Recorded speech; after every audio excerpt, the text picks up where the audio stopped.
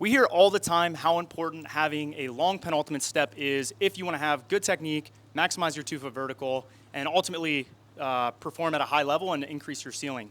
However, what you oftentimes will see is athletes fall into this innate kind of shorter, ugly-looking, powerful penultimate step that is very quick. Sometimes it helps with moving the ball or hand movements a little bit. But we're going to get into exactly what you need to do to improve your penultimate step, make sure it's lengthened, you're able to maintain the qualities of being low and fast, and we'll get into a little bit about what we've learned over the years in terms of improving it and ways that we've adjusted maybe some of the things that we previously thought. Before we get into it, we want to give a huge shout out to our sponsors over at THPstrength. Make sure you go there and you sign up for coaching if you're interested. My name's John Evans. I coach the highest jumper in the world. This is Isaiah Rivera. He has a 50.5-inch vertical, and I coach this guy, my first athlete ever, who has a, what's your vertical today? 5. 5. Whatever that, it could be feet, could be inches, could be meters. You know what we should do? You know what we should do? We should give them a discount. No. Yeah, I know, it's crazy. They'll get really mad at us. No, whatever. Listen, does the sunlight hit you in your basement and you sizzle like a bacon in a vampire? What's the film? Are you ready to get out of the house? Are you ready to make your mama proud? Have you been weary about our coaching? For limited time only, if you use code THP at checkout, you'll get 10% off your first month. Don't be a vampire. Be a dunker. Yeah. Nice, thank you, Austin. Use code THP for 10% off your first month. Anyways, guys, we'll get into it. So like I said, 2 big differences when it comes to 2-foot jumping. You'll see guys that take a short penultimate step, guys that take a long penultimate step. I typically view it. What's a penultimate step?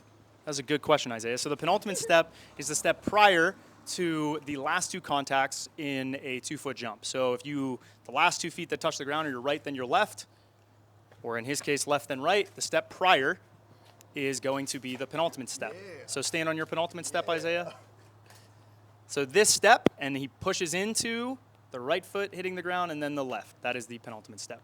So if you do that correctly and you do it well, oftentimes it'll look prettier. You'll have a better arm swing, time it up with your block foot. You're able to amortize more effectively and summate forces. And in the layman terms, what that means is you'll jump higher and it looks better.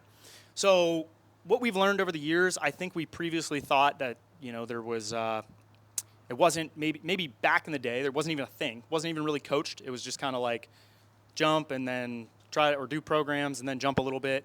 And then I think maybe 2010 or so, 2012, some people started talking about it. Isaiah, what was your first experience with learning that step in 2-foot jumping? Not one, 2-foot jumping. I love basketball TV posted videos on jump technique. They had the only program I ever bought was a purely jump technique program that they had come out with called like Freak Jump Technique or something. Can you talk into your mic? Last time I did, it was. Oh, really? Yeah. On my mic or yours? This one. Because you're too loud? Yeah. Yeah, that was like the first program. It was literally just teaching jump technique, and that was the first time I ever even heard the term penultimate.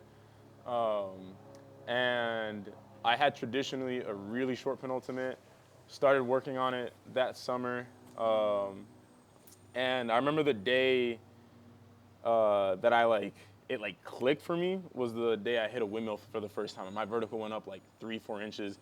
And specifically what I did to go from a short to a long penultimate is I counted my steps and I added a constraint of, I started at the 3-point line and I could only take 4 steps.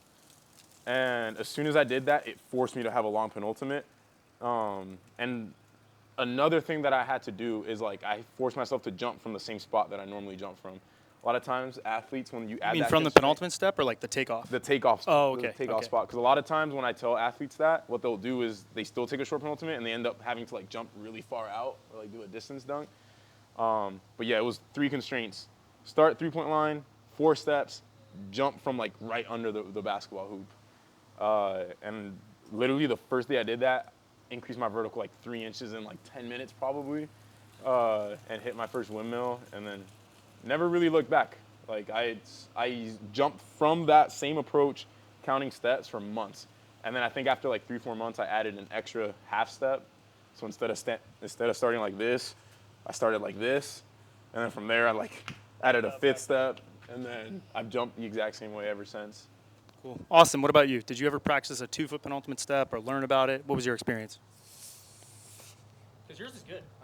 I think naturally it just came for me. I just from watching and kind of figuring out what works. The way I learned 2-foot was I did one step at a time, so kind of similar to Isaiah, except I didn't do, 3, then 4, then 5. I went from just one step because I used to watch Blake Griffin videos and I wanted to dunk like he did, and I realized he jumped off 2 foot and I jumped off 1, and I needed to learn how to do it. So I started with 1 for a while, then 2, and then I started 1 foot 360s, 2 foot 360s, etc. And from there, When you're saying 1 foot and 2 foot, is it like steps? steps. So like I would just start.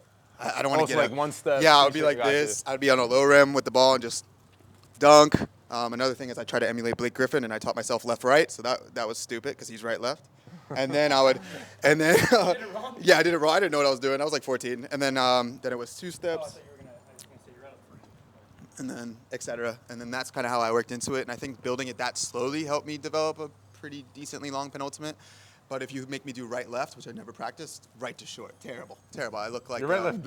I forgot about that. It's like, like it's terrible. That's how I am actually. My right left plant, really really short penultimate. And this last year when I had to focus on working on it, I was like I had to consciously make a huge effort to go long penultimate. Yeah, no, not from. I just can't. It's too much. Like I just don't see the point in me like learning right left all over again. It's actually really interesting that you naturally develop the long penultimate left right, and then short right left. I've seen other dunkers, like Lepek. I remember there's a video of him like trying to jump right left, like get to rim step. Kilgannon, same thing. Yeah. Like I think it's just what you practice too. Like you know, and success leaves clues. I think you naturally. I think you like a lot of guys figure it out. Like, yeah. I think that in my experience with it and watching a lot of people, most people default to a short penultimate step with bad technique. If you're a basketball player and you have to get into positions where that's advantageous, I think maybe it's a little bit different. Or if you're just watching NBA players, I think it's a little bit different. But in my experience, most people don't do that because it's hard to tell yourself to launch into the takeoff. It's easier just to learn, put the weight on your left foot, plant your right foot, plant your left foot, and jump into the air, right? You're not told to push off. You're not told to drive the knee. You're not told to lower. Those things aren't really taught, and they're definitely not taught in sequence of learning the block foot and the arm swing and timing. They're not really natural. They're not natural at all. I think it's the opposite of natural. It's natural to be stiff and tall and upright. It's not natural. In sprinting, you see the same thing. Acceleration development, people have a hard time opening up their strides. They want to chop. They want to feel quick. They want to feel explosive. They want to feel like it's a jab, but it's not. We're not trying to throw a quick jab. We're trying to wind up and throw the hardest punch of all time. And, what do you want to say? No, I was going to say, I notice a lot of times with the taller basketball players, obviously most people in the NBA are tall. They do have the shorter penultimate step for the most part. And I do think it has something to do with, just being able to dunk at that height and just practicing crappy technique and just getting good at it. Because if you practice anything enough times, you're going to maximize it to an extent. Most shorter guys don't have short penultimates except who? Like Anthony Height. In the NBA? In general. Like, you have to think most of the NBA players are 6'4" plus. Yeah, because short penultimate guys that jump higher are an outlier. Yeah, like Slim Reaper. Yeah, Slim, Anthony Height. Was really the really short guy, the 5'4" guy. I think. Does he have a short penultimate too? Very short. Neil, I think, or something. Yeah. I thought he had a long penultimate for some reason. No, it is really short. But I will say, there are guys that have long penultimate steps that are short as well. It's just that like you said, it's not necessarily as height related to me. It's more genetic freak related, right? Like I don't need to have good technique because my tendons are 1.5 times longer than everyone else. My muscles are 1.7 times more explosive. My attachment sites are in a better position. Like, they can get away with doing that. But in my experience as someone who I would not consider myself naturally athletic. I was always the worst at baseball. I was always the worst at basketball. Like in like when I was 10 and it was coach pitch, bro, there was a time, there was no strikeouts. I was at the plate for literally like 30 swings, about to cry when I was like 7. I was just not athletic, like at all. I could not catch a football. I couldn't throw a spiral, couldn't throw a frisbee. None of that stuff came naturally to me. I tried a lot, but nothing ever came naturally to me. Yeah. So my twin brother, very different. He had an easier time learning baseball, was a better baseball player, was better at throwing things, was better at running. And it all comes back to coordination to me, right? Like that's what this is. And as you get better at technical things or you learn more motor patterns, what actually happens is you're learning how to learn. And I think a lot of the time our guys don't know how to learn. They're like, oh, well, I should just try these 3 cues and it should work. But in my experience, right, learning right, left, I mean, you guys saw how ugly my technique was. I mean, it took me a long time, and I didn't have anyone to coach me. Like, I figured it out myself. I had heard the cues you guys did, but it didn't make sense to me, right? I would straight leg it. I was watching a lot of Kilgannon and you, Isaiah, and I don't have mobile hips. So now I'm fighting a lot of different things, and I viewed things very dogmatically, like black and white. And it's like, well, if I'm not in this position here, then it's not going to work. And then as I got older and more mature, I realized, okay, there's certain things I can't do, but maybe I can plant on the ball of my foot and still maintain a long penultimate step. Maybe my block foot isn't a foot in front of me like Kilgannon's. Maybe it's a little closer to my center of mass. I don't plant it as far out in front of me. Maybe my arm swing is a little bit different, and I can still maintain some of the pieces and kind of form my own technique that is 95% correct, but maybe not perfect. Yeah. So like big cues that help me, jumping into it, learning to plant my penultimate step in the same spot every time, That's huge. which is like, I don't even think about where I jump from. I think about planting my penultimate step in this. I'm looking at, like, I think my 90% peripheral of it is spacing. Yeah, it's spacing. It's spacing, but it's like, what some people do is they'll literally like broad jump into it. It'll turn to a jump stop. Yeah. And so the other thing took me a long time to do, I didn't know how to use my block foot with momentum. And the thing that really helped was 3 cues. One, like you said, Isaiah, planting that is maybe it, by the way, that sound. Yeah. The block foot and plant foot hitting almost in unison. That was 1. 2 was the arm swing, timing nearly perfectly with the block foot. We got to go, guys. Thanks for watching. THPstrength, sign up for coaching. We'll see you guys later. Oh, my God.